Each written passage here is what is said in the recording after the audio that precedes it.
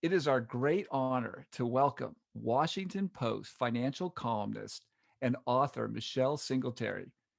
Michelle is a regular contributor to NPR programs, has appeared on Oprah, NBC's Today Show, The Early Show on CBS and CNN. Through a ministry she founded at her church, she and other volunteers mentor those having financial challenges. Additionally, Michelle and her husband teach personal finance concepts to prisoners. Michelle, welcome. Thank What you so much for having me. what in the world are you doing talking to us? Oh, that's too funny. Well, first of all, the thing that appealed to me the most is the audience that you target. I have a great affinity and love and respect for educators. My youngest daughter is studying to be a teacher right now in her junior year in college. And my oldest, who's a licensed social worker, eventually may end up. That's one of her goals is to work in schools, providing counseling to students, and then just personally, really, I am where I am today at the Washington Post because of an educator who encouraged me and helped me apply for a scholarship that got me into college for journalism. And if it were not for her, because she had more faith than I had in myself. I didn't even want to apply because I didn't think I'd win. And she just chased me down and nagged me and harassed me. And I really just applied to get her off my back. And lo and behold, it changed the trajectory of my life and career. And so I think that teachers are underappreciated, completely unpaid, not unpaid, but underpaid. Yeah. And then also just in terms of the work that they do, there's so much of their time is taken teaching and trying to make sure that they keep up with that oftentimes the financial part of it gets lost because they're so overwhelmed with so much else going on. But and that just concerns me a great deal. We just love hearing stories like this. And I am quite confident that your daughter is not going to fall for the annuity salesperson in the staff lounge. I want to be a fly on that wall when that conversation happens, Yeah. Michelle. That is true. That is true. We've been teaching our children about money for a very young age, and right now, as they've begun young adults, like my oldest is about to start investing in her plan and her new job because she's now newly employed just in the last month. And so we plan on sitting down with her and walking her through things. And you better believe that annuity is not going to be something that we encourage her to purchase. What an amazing role model to have as a parent. So we want to talk about your new book, which is called What to Do with Your Money When Crisis Hits: A Survival Guide. You write, this may sound pessimistic, but I manage my finances as if I'm in a perpetual recession. It's not about being fearful. I'm planning for what I know by now is inevitable. This reminds me of one of our favorite quotes from author Morgan Housel from his book, The Psychology of Money. Things that have never happened before happen all the time. Are you saying with this new book, when it comes to the next crisis, it's not if, it's when? That's exactly right. And that is exactly why I wrote that book. When this comes out, we'll still be in the middle of a worldwide pandemic, year in, and there is some light at the end of the tunnel. A tunnel. And so people are thinking, okay, I'm going to survive this. I'm going to survive this. And yet we know just historically, there will be another crisis behind it. How soon, we don't know, but we do know that that's just how life happens. It is life. And so I wanted to write this book to say, hey, this isn't just about the pandemic. This is about setting yourself up for the next one, not out of fear, but just as caution. It's the same reason why you have mirrors in your car on the side and the front. So you're looking all around. You're looking for those blind spots. And those blind spots are the crises that we don't see happening or coming. And so this book is for you, whether you're good with your money, whether you just never were good, and maybe you just need a little bit of push. And we wanted to write it like an evergreen, right? So that an evergreen meaning that you can pick it up at any time. Because what I wanted to do was say, here's a section on you're in the middle of the storm. Here are the umbrellas, here are the sandbags, here are the things that you're going to need. And then you've come out of the storm. Now what? Because a lot of times people come out of storms and they're so fearful that they don't make the right choices because they're scared. They want to hoard all their cash. And Scott, you and I both know that cash is not going to be your friend in the future because you have to grow that money. You've got to be worried about inflation. And then there are little pockets in the book about fraud and, the gig economy. And most importantly, how do you talk to your children about money? How do you battle the requests from them and from family members? So say family members are in need in a crisis. How do you help them responsibly? I do believe that you should help them even if they've been reckless, but there is a responsible way that you can give aid to folks and it won't take you down as well. Scott, so much there. I love these metaphors like talking about car mirrors, umbrellas, so much great stuff you touched on. And we can't wait to dive into that. Yeah, and you touched on the next crisis, and since I graduated college, we've had, and this is 20 over almost 25 years ago. Yeah, tech crash. That's right. 9/11, the Great Recession, the pandemic. I mean, it's one thing after another after another. It's it's almost overwhelming when you think about it. So I that's what I love about this book, and what you said about it being evergreen. That's what I love about it, because we've been through so much, but not all of us have been through all those things. That's right. Yeah. And my son is 19 years old, probably very close in age to your daughter. He's looking to become a history teacher, and he was born a month after 9/11. So he's lived in this kind of strange, and as have your child, this kind of strange time. But I want to back up a little bit. You said that this educator changed your life and your career, but there was another person in your life there was another event that changed your life. You tell a story of how you ended up living with your grandma, Big Mama, and how that shaped your entire life. Would you be willing to tell that story and how it shaped who you are today? Sure, yeah. So my parents had some challenges, and they ended up abandoning me and my siblings. There were 5 of us in total. My older sister was 8 at the time. I was 4. I had a sister who was 3 and twin brothers who were just about 2 years old. So 5 grandchildren were taken in by my grandmother, who we affectionately call Big Mama. And we literally were a car ride away from foster care.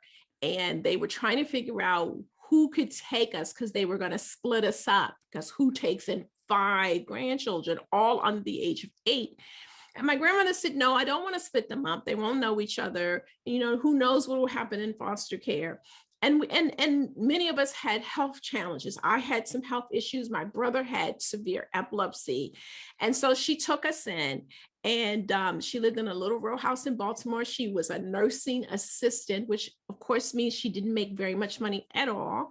My grandfather, although kind and sweet, was an alcoholic.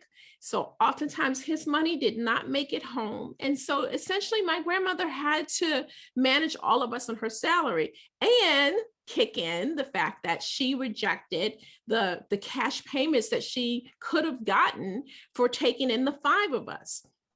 She's very proud Southern North Carolina grandmother who just didn't want to be beholden to the state in that sense. She took the healthcare because, healthcare can knock down anybody, but she didn't take the cash payments. And so on her nursing assistant salary, she raised the 5 of us, occasionally with the paycheck from my grandfather, but not consistently.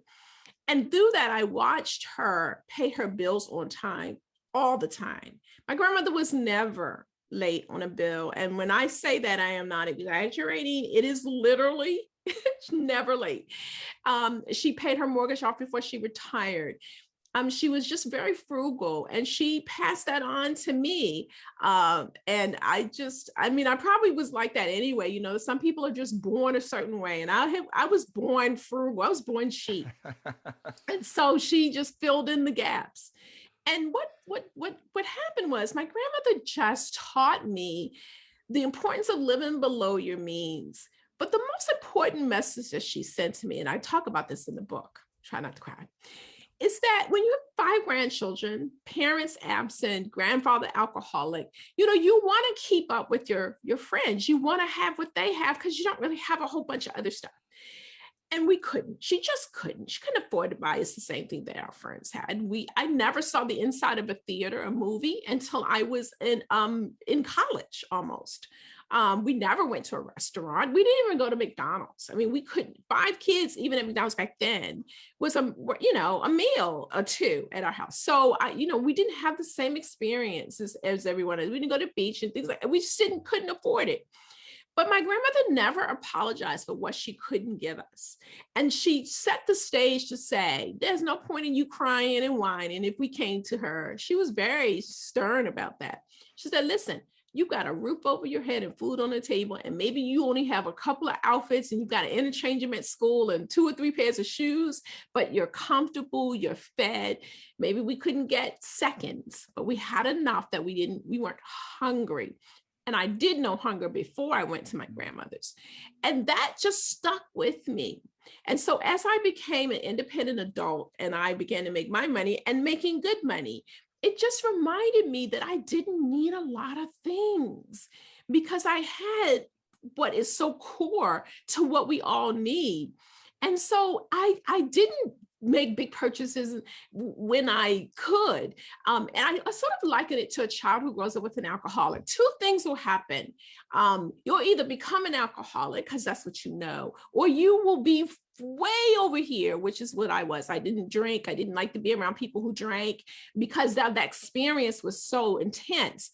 And it's the same thing with money. You know, sometimes if you grow up with somebody frugal, you become a spendthrift or you become just like them. And I became, just like my grandmother, because I understood the importance of that things couldn't define me, that I wasn't, even in college, I didn't peer pressure, it just didn't affect me.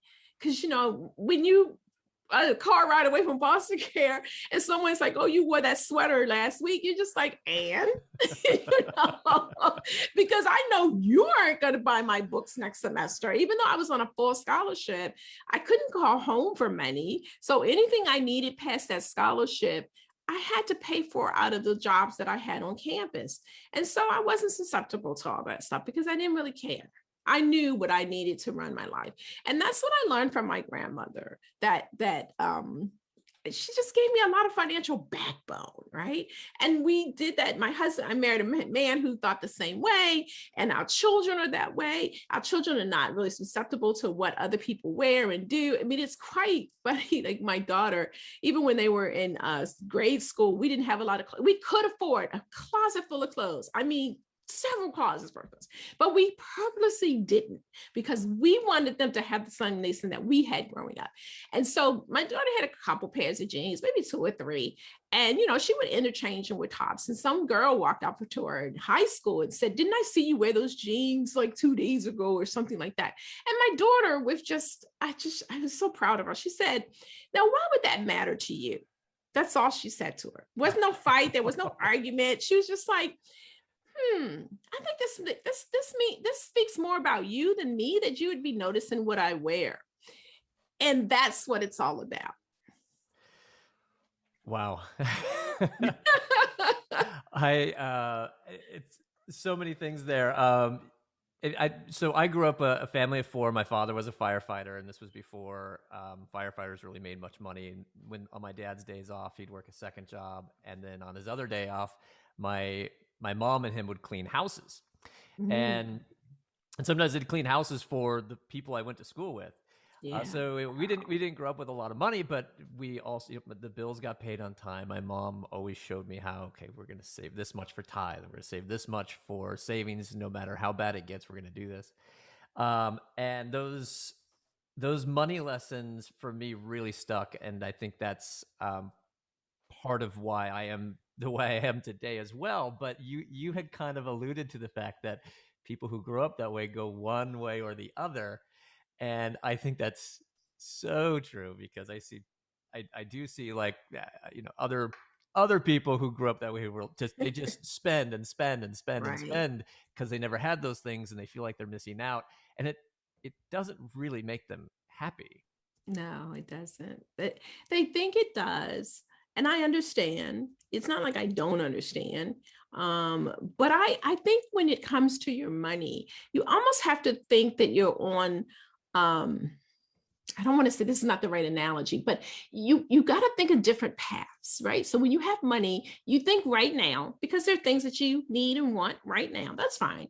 And then short term, there are things that you can get in a little bit, and then long term. Oftentimes people only really think about the now. And maybe they'll think short term, but the long term gets sort of pushed to the side. And so when I get $1, I kind of like do it in thirds. So the third, right now bills and things like that. And then the short term, yeah, I want to go to a movie next week or, maybe take a vacation. And then the other third, or maybe I should do four. So that's easier for people to understand. So like if you had $1 and it's like 25, 25, 25.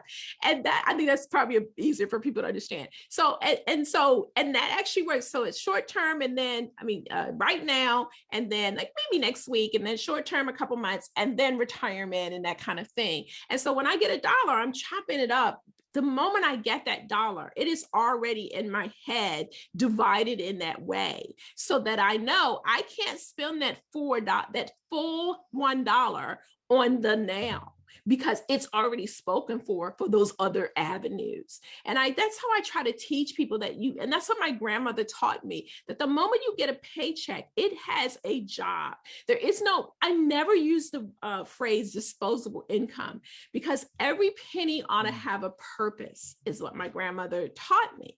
And so every dollar has a job to do, and I send it off to its job the moment that money comes into my account. And so it's off to retirement, it's off to save for the kids' college fund, it's off for the vacation that we're going to take next year, it's off for, after when we could go to church, we often went out to eat after church, so it went off for that. And so when you do that, you make sure that the money is divided in a way that you don't live above your means. And I think I heard you say that you tithe, and so, or your family tithe, and we do as well as a family. So actually, the first 10% of our gross income, mind you, goes to giving before even our mortgage. And we've always taught our children that as well, that giving has to be a core part of your budget. It is not an afterthought. It's not something you do after you pay everything else. Because as citizens of this country and the world, you must think of other people, particularly if you have extra. Now, I'm only speaking about extra because you should. Now, let me back up. If you tithe, that's a sort of different principle. But if you don't tithe, you don't believe in that, that's fine. That's your, prerogative. But you still should have a portion of your money that makes you a citizen of the country and the world, meaning that you're sending your money off to help other people if you have extra. So I love that, and I want to try to tie that in. And by the way, there's just so many things you said there that I wrote down that I feel like I want to talk about. But I'm gonna try to stay on track here since we don't have you all day. And I almost said, hey, you should write a book. This is so good. She's written many, folks. You talk about you should be giving away some of your money to these causes, but you also talk about well, I don't know if you talk about it this way, but you talk about the work that you do, the ministry work that you do in prisons. And so I think this concept of giving away part of your extra is probably not applied to just your money, but to your time as well. That is correct. Yeah. Can you talk a little bit about the personal finance ministry work that you do in the prisons? Yeah. So, and that again stems back from me being taken in by my grandmother. I was so grateful. As a parent of three, I have three kids. I don't know how many kids you guys got, but they get on your last nerve. Like, really, they're yours. You're like, oh Lord. So I can't even imagine someone taking in five other people's children. And so once I always had a sense of I needed to give back. And so really from the time I could volunteer, I've been a volunteer pretty much every year of my life since I was about 14 years old. And I try not to speak in generalities. I try to be I'm a very literal person. So literally since 14, every single year of my life, I have volunteered in something.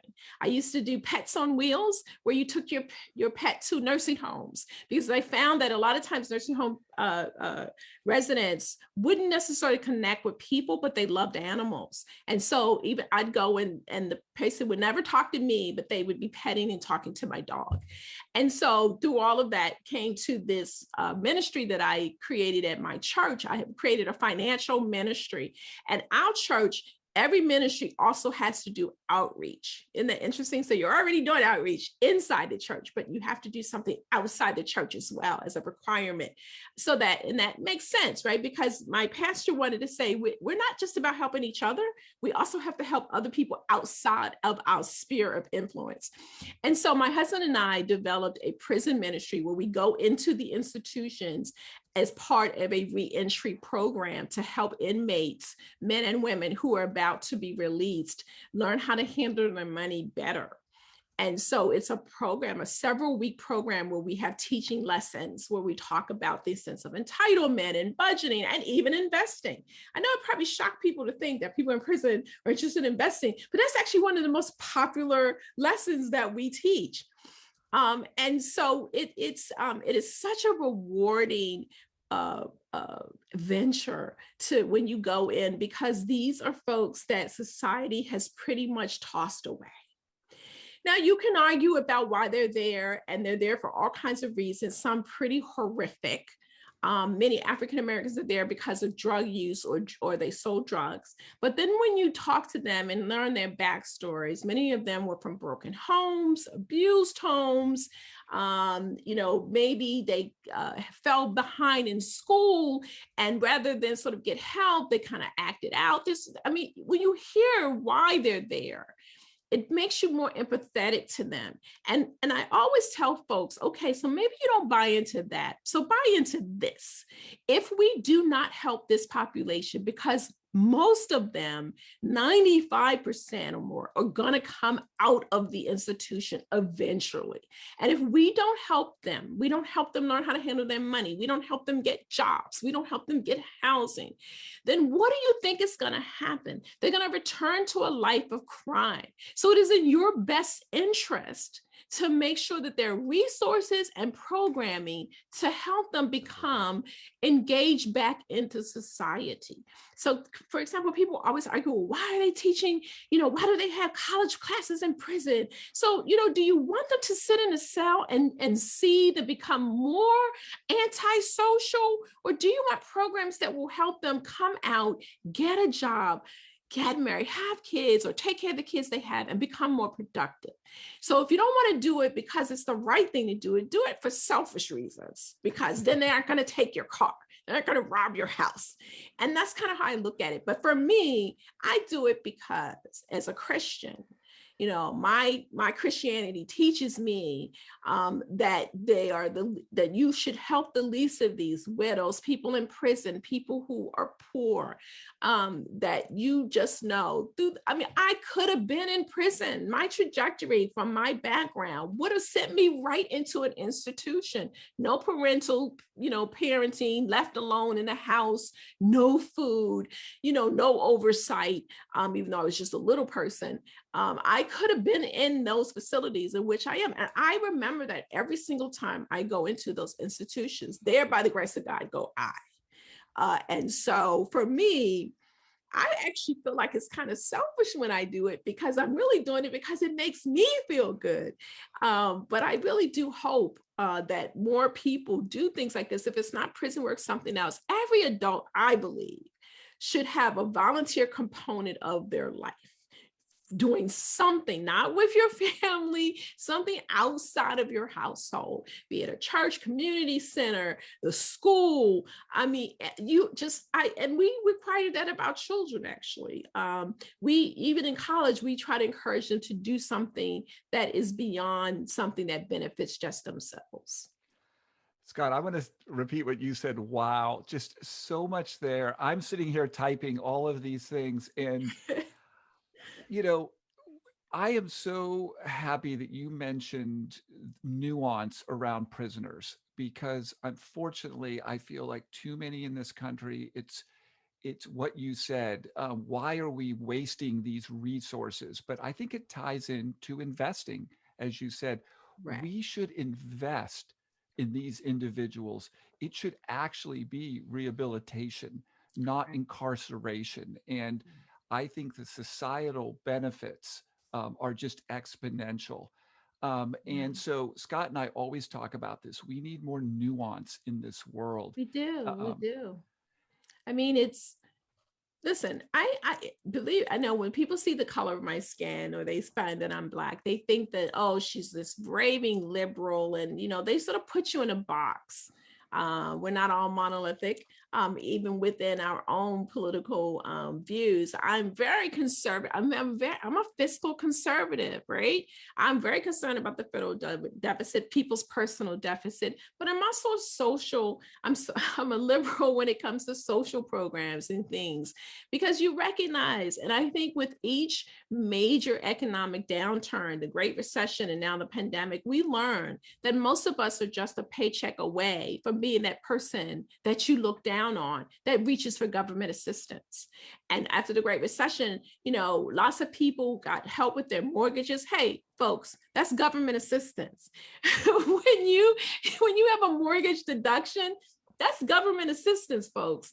And so you look at it differently when you're white collar, you've gone college educated, you think the things that you get as tax breaks and other things are not the same as people who are getting, SNAPs, or, welfare, or, housing assistance. You don't think of it, that's them over there, but that's you too. And so when you think about it that way, we all get some sort of government assistance. And so if that's the case, if we all pitch in and do more, the government wouldn't have to do such heavy lifting. And I guess that's where I come from. So while I understand, like, for example, during the pandemic that we've been giving these stimulus payments and people are like, oh, but the time to wag your finger at someone isn't when they're hungry.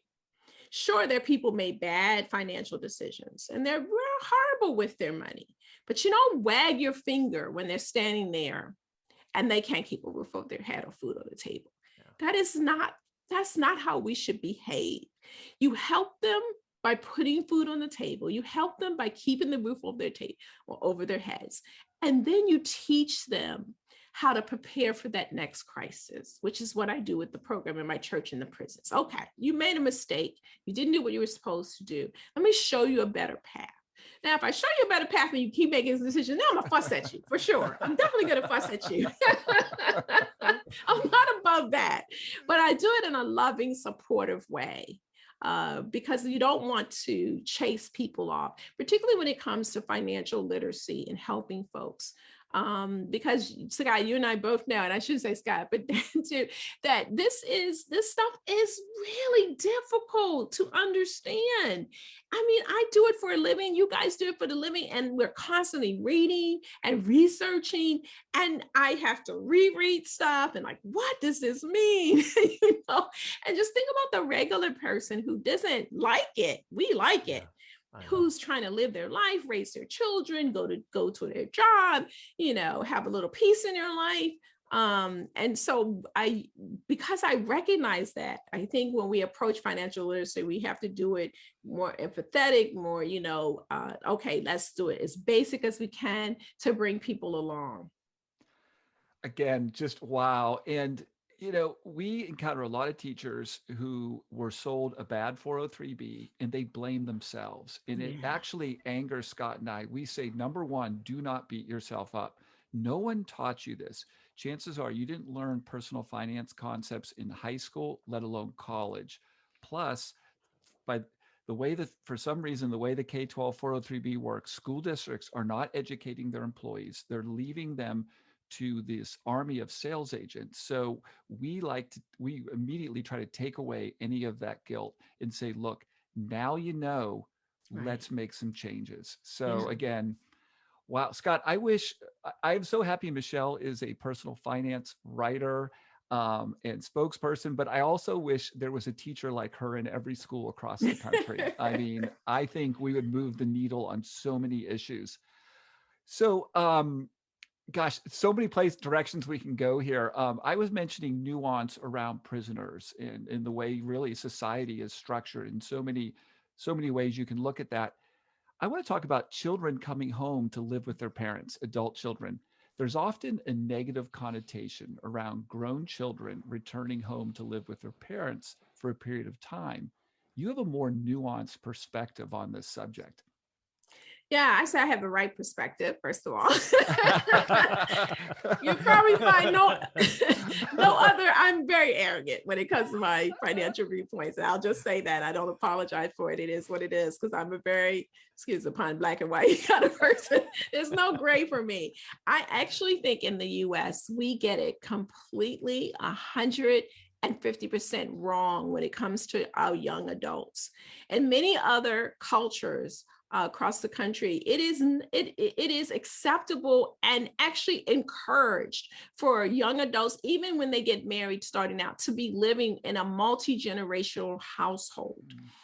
And it makes complete sense to me, because especially in the US, in many major areas, it is cost prohibitive to be on your own. So now we're saying someone coming out of college, not making a whole bunch of money, probably dragging student loans. Well, you got to be responsible and go get an apartment and live. And this is going to teach you financial responsibility. No, it's not. It's going to teach you how to rely on debt and be a debtor.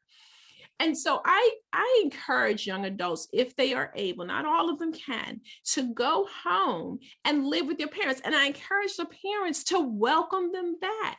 In our house, we have a very nice house, and we built it with a little extra space, knowing that we wanted to be a place of refuge for family members who needed a place to live.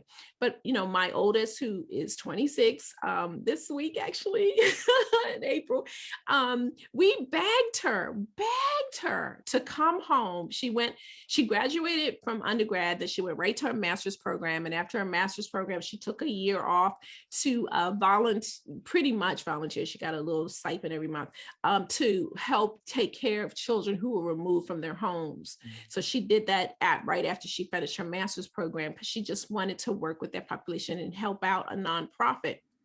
And when it was time was over, we come home, live here. You don't have to pay rent. You don't have to do anything. Save almost your entire paycheck, so that when you launch, I'm actually trying to encourage her to stay 5 or 7 years. I'm not sure she's going to buy that. But if she did that, and say she made 50 or 60,000 a year, when she left, she would have enough to purchase her home, if not outright, pretty close to it, in her early 30s. That is a financial game changer. Yeah. That's what we're telling her. If you in your early 30s, and that's just a blip, those of us who are approaching those, older years, that's a blip in your life. So in her 30s, her 40s, her 50s, she has no mortgage or rent payments. My goodness. How much of that money can be invested so that she can be, as a therapist, social worker, a multi-millionaire going into retirement, because she hadn't spent decades with housing costs. And so, and as parents, we had to, loosen some rules and not be all in her business and give her some space. We turned our basement into sort of like a little apartment complex for her with her own entry door. We invested in putting a different type of door that she can come and go, and she's fixed it up, and she's got more space than she'd have in an apartment. Now, not everybody has that kind of space, but nonetheless, even if she was in her childhood bedroom, just that little bit of time, 5 to 7 years, it's a blip in your lifetime. And I think we need to stop saying that they'll be irresponsible, because if you do your job, so when people come live with us, including our daughter, we say, okay, we aren't going to charge you a bunch of stuff, but you need to save. We need to see that you're saving. We don't want to see you out there wantonly spending your money. If you are, the terms will change. If they come home and they have student loan debt, you absolutely don't charge them rent unless you yourself need the help. But you don't charge them rent. You make sure that all of their paycheck, and I mean that pretty much all, but 90% go to paying off that student loan debt. So if you've got 30, 40, 60, even $100,000 debt, and just a few years of that full paycheck, they'll be debt free. And if you do that, you will just make that kid's life. And imagine that. And so she's on board now. In fact, she is probably going to stay here till 30, because she said that. And she said, Mommy, because we bought her a used car when she was 16 in high school. She's 26. We bought this car when she was 16. So that means she's had it for 10 years. She still has it. And she said, I want to buy myself a new car when I'm 30. Okay, that's great, because this car will be like, 15 years old. And she says, I want to pay cash for it. And I said, absolutely. So we are working out how much she has to put away every month for her paycheck to pay for that car in cash. And I told her, I said, if you do that, you will never, ever have to have a car payment, because what we teach our children and other people, they won't need it because they'll save for their first car. But if you use a loan for your first car, after you pay that car off, you should never have to have another car note, because you take those payments that you were making, you put them in the bank, or you can invest them now, because you're going to have that car for 10 years, hopefully. And so you can invest that money then, and then you take that money and buy the next car that you need 10 years later. No car payment for the rest of your life. That's a game changer too, right? Because the two largest parts of your budget is housing and that car loan. And so now she will never have to have a car loan if she does that. Another game changer. And she can devote herself to being a therapist, social worker, and not worry about the fact that she may not make a 6-figure salary. She doesn't have a lot of housing costs. If she does what we told her to do, she doesn't have a car note, she can live a life for that. You can be a teacher and live on that teacher's salary and not worry that you should be paid more than 6 figures. But if you're not, you don't have to worry about that. Scott, there is so much there again. Imagine if we normalized this kind of interaction after college. You come back, live at home, you get financially secure, and maybe people would be in jobs they like better. I feel like, especially at my age, I'm 55, I have a lot of friends, similar age, and some of them love their jobs and many of them don't, and they felt stuck. Or also people might avoid these careers that you're talking about. So we could talk to you all day long. I think you probably realize this. We are just so impressed with your perspective, your all of your terrific work. I just want to finish with a couple things, and I'm gonna stay on the kid thread. We love the stories about your kids in your book, and I love this one. One of our favorites was when one of your children said, "Mommy, why are you always talking about money?" In response, you said, "It's my full-time job to make sure you are a good steward of your money." Without missing a beat, your daughter, who is your oldest, retorted, "Well, can you make it your part-time job?" It's a true story. I love it.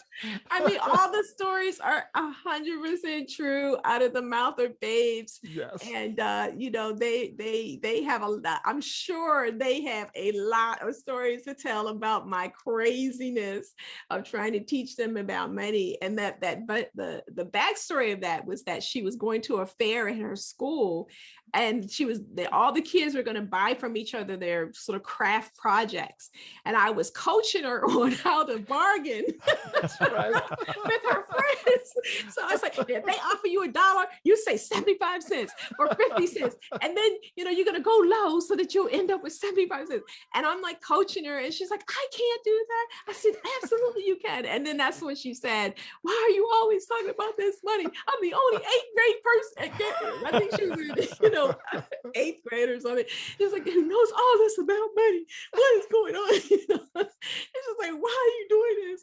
And that's what led to the full-time, part-time. And I just fell on the floor laughing. She's just too funny. I'll tell you this one because it goes to retirement.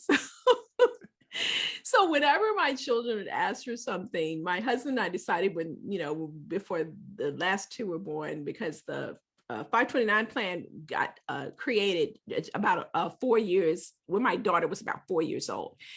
And so we started saving for her the 529 plan at that point when it became available. And so every time they asked for something, I would say, I got 2 words for you, college fund. Mommy, can I go to McDonald's? I got 2 words for you, college fund. Mommy, can I have this? I got 2 words for you, college fund.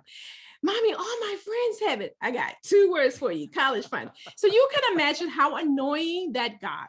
And so the oldest, the one who part-time job story. So she says to me after, going through this for about 10 times, she says, well, I have 2 words for you. And I'm thinking, oh, okay, we're gonna have a situation at hand right now. And she says, I got 2 words for you, nursing home. Wow. Boom. Oh my goodness. It's like because her mama is who she is. And I came right back at her and said, and that's why I'm saving for my own retirement. So, it just takes those kinds of conversations. We tried to use humor, or I did anyway. And of course, my kids didn't think it was funny at all. But if you use humor and you just have a boldness about it, because the children will pressure you.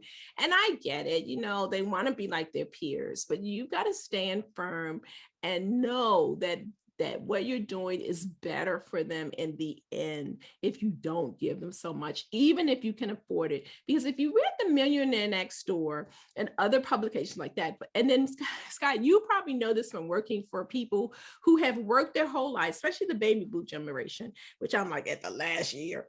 And they did really well for themselves and they are secure, they're great with their money. And then you look at the studies, their children are horrible. How could that be? Right? They worked hard, they lived below their means, because they remember the recession, right? And part of the reason why is that because they wanted so much for their children. They didn't want them to struggle, that they gave them too much. And so they raised a generation behind them who are not as good with their money. They live above their means. And then these folks who have good retirement accounts that end up supplementing their adult children and even their grandchildren to their detriment. And so we didn't want to fall into that trap. And I think that's the lesson for a lot of people. You got to make your kids suffer.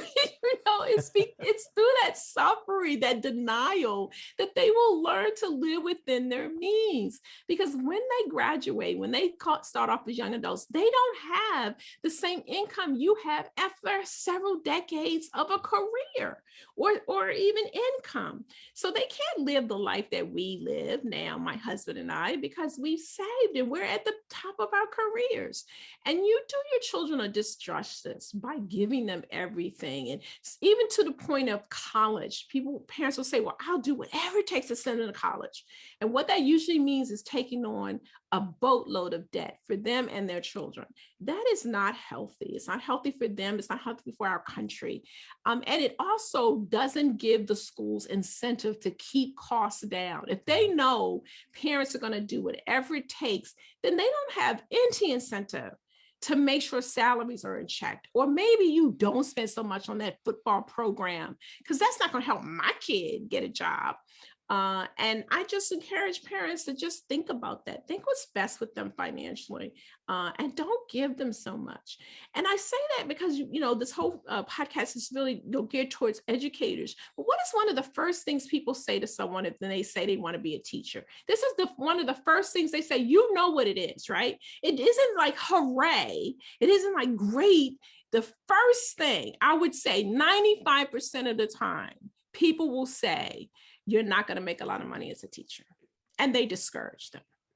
Now, think about anybody who's listening. Hopefully more than just teachers are listening, even teachers. The at least in, I would say probably the majority of the population, the one profession that has had the most impact on your life are educators. All of us, right? All of us. I would pretty much say so, because in this country, you're mandated to go to school.